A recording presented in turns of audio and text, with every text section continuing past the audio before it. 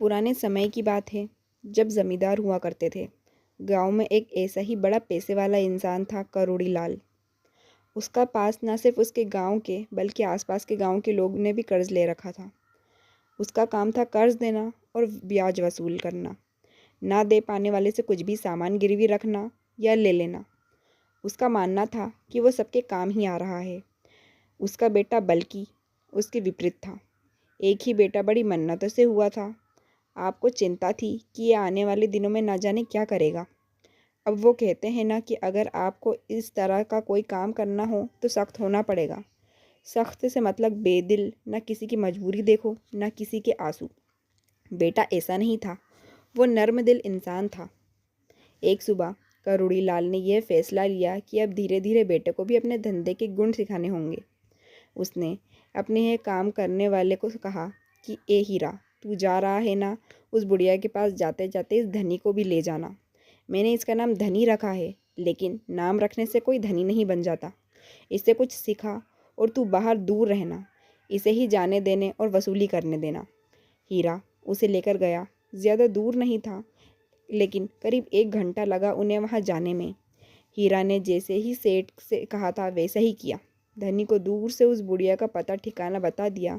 धनी जब उस स्थान पर गया तो उसने देखा कि एक छोटी सी कुटिया है, बहुत ही जर्जर हालत में है। उसने मन ही मन विचार किया कि यहाँ से क्या वसूली करना है। उसने द्वार पर जाकर टूटे दरवाजे को खटखटाया। अंदर से एक झुकी हुई अम्मा आई। धनी को बताया गया था कि सावित्री अम्मा होगी, इसलिए उसने पूछा, सावित्री आप हैं? वो अम्मा लड़खड़ाती आवाज़ में बोली, हाँ। तुम कौन बेटा? धनी ने बोला, मैं करोड़ी लाल का बेटा हूँ, धनी। अम्मा सुनकर नाराज़ नहीं, खुश हुई। बोली, अच्छा अच्छा, तुम धनी हो। अरे बेटा, तुम तो बहुत बड़े हो गए। बड़ा अच्छा लगा।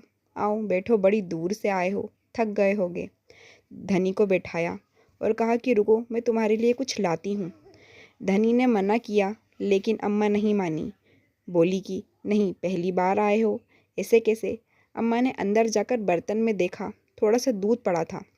उसने वही गर्म किया। इस दौरान वो धनी से बात करती रही। अम्मा ने बर्तन से गिलास में दूध निकाला। जैसे ही दूध निकाला, उसमें मक्खी गिर गई। अम्मा को कुछ दिखाई नहीं दी। अम्मा ने दूध ले जाकर धनी को दिया। धनी ने गिलास हाथ में लिया, देखा तो उसमें मक्खी थी। धनी ने बोला, अम्मा, इसमें तो मक्खी गिर गई। धनी के ये बोलने पर अम्मा ने देखा और कहा कि बेटा, इस उम्र में दिखाई नहीं देता, तुम रुको, अभी मैं दूसरा गिलास लाती हूँ।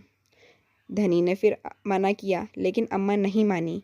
कहा कि नहीं, रुको। अम्मा के पास अब कुछ नहीं था उसे देने को। अम्मा बाहर गईं। सोचा कि आज पड़ोस से मांग कर ले आऊँगी, लेकिन किसी ने दरवाज़ा नहीं खोला। जो उसे देते वो घर पर नहीं थे। धनी ये सब देख रहा था। थोड़ी देर बाद अम्मा परेशान हालत में वापस आई। धनी ने कहा कि अम्मा, मैं चलता हूँ, देर हो रही है। अम्मा ने कहा कि बेटा रुको, जिसके लिए आए हो वो तो लेते जाओ। अम्मा अंदर गईं और एक चांदी का कड़ा लाईं। धनी देख हैरान हुआ। अम्मा ने कहा कि बेटा, बस यही है मेरे पास। पिताजी से कहना कि अम्मा इतना ही दे सकती हैं। मेरे बेटे की आखिरी निशानी है, लेकिन अब वो ही चला गया तो इसका क्या करूँगी?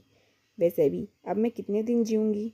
तुम्हारा कुछ काम आ जाएगी। उसने कर्ज लिया था कि चलो कुछ अच्छी खेती हो जाएगी, लेकिन क्या पता था कि भगवान को कुछ और ही मंजूर था।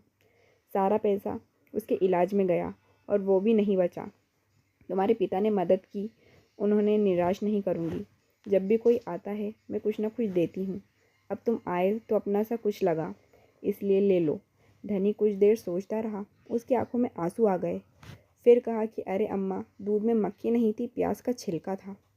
उसने उस मक्खी को जिस वो प्याज का छिलका बता रहा था निकाला और दूध पी गया। घर पहुंचकर जब करोड़ी लाल ने पूछा कि हीरा बोल, क्या लाया मेरा बेटा? हीरा बोला, सेठ जी, लाना तो दूर, वो उल्टा अम्मा को देकर आया और यह भी वादा किया कि उसकी जिम्मेदारी अब धनी की है। सेठ गुस्से में चिल्लाया, कहा कि धनी यहाँ आ।